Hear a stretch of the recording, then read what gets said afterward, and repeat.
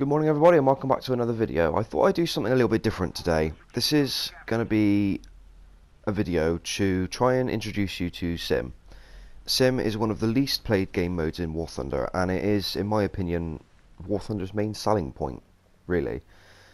It's something that none of the other tank games like World of Tanks and Armoured Warfare really have going for them, and it's realism. So this video is basically going to be me listing a few points with a sim battle in the background. This is me and my T62 in on Maginot Line, and this game is basically going to be me explaining, the basics of sim and how it could benefit you for playing it. So let's begin. Sim is run every few days. The matchmaking, for lack of a better word, changes. So the tanks in Sim do not rely on their battle ratings. They are instead matched up against tanks of basically the same era, is the easiest way I could describe it. There are exceptions, of course.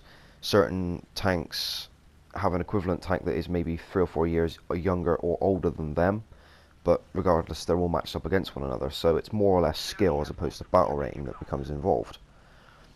Sim battles is arguably easier than RB in my opinion, purely because you rely on your own situational awareness and the enemy's lack of situational awareness. So, for example, you can use the larger map sizes to flank the enemy tanks, as there's no way for the enemy tanks to mark you other than just putting a ping on the map. They have to actually communicate with one another, and this is online multiplayer gaming. Most people don't communicate with one another, which may make it more difficult for you, but if you squad up with a few friends, it can be one hell of a blast. One thing you have to bear in mind with Sim though is that the gun sights are actually realistic to the tank. On the T62 for example, and the majority of the top tier Russian main battle tanks and mediums, the gun sight is to the left of the gun but level with the gun, so it's not above or below it, it's just to the left of it, which in my opinion makes for one of the easiest vehicles to actually aim, or the easiest class of vehicles to aim, the Russian mediums. Much with the T62, as we can see here, the gun sight is set to the left of the barrel. This is quite an impressive shot, by the way, that you're about to witness. I'm quite proud of this.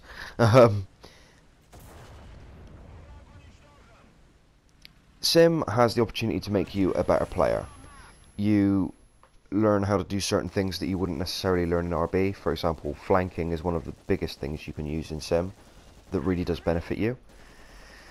And not only that, I think you get more XP or RP, however you want to word it, and Silver Lions from playing Sim than you do in RB or Arcade.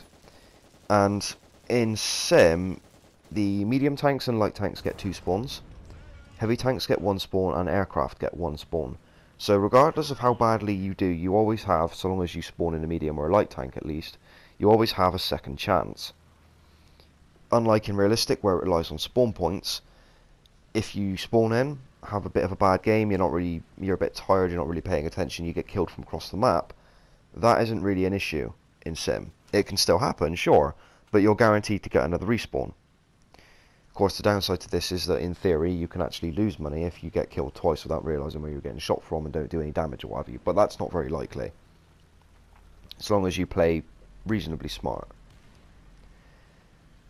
I think Sim really does need more players than it currently has.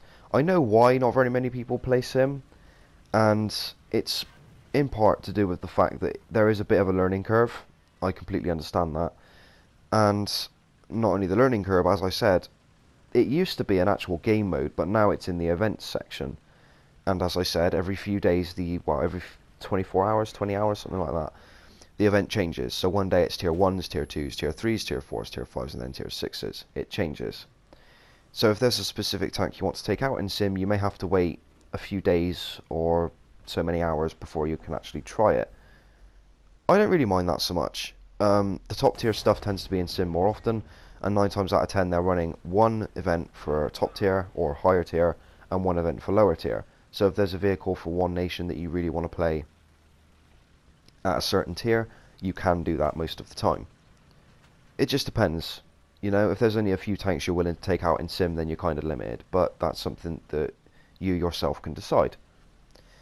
Another thing that's really worth knowing, however, is that some tanks are more played out than others.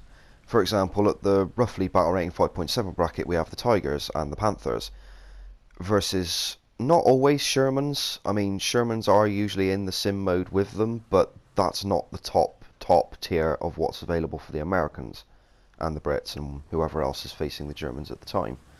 So it is worth noting that most people will try and play the tank that they consider the best, which is perfectly acceptable to a certain extent, but it does kind of limit you to what you can and can't play, and more people will be playing a nation that has the best tanks. Everybody goes with the best tanks, basically. I'm not that surprised, although I found that at this tier, the Russians, like not very many people were playing the Russians. The best they got, tank-wise, was the T-55A. The only reason I chose this tank was because I prefer the lower profile, but that's a personal preference. You can see here the rewards from the game. It was a pretty decent match, really. Several, I think 4 kills. Anyway, thank you very much for watching. I hope you guys enjoyed the video, and I'll see you all in the next one. Give Sim a go if you want to, you'll really enjoy it.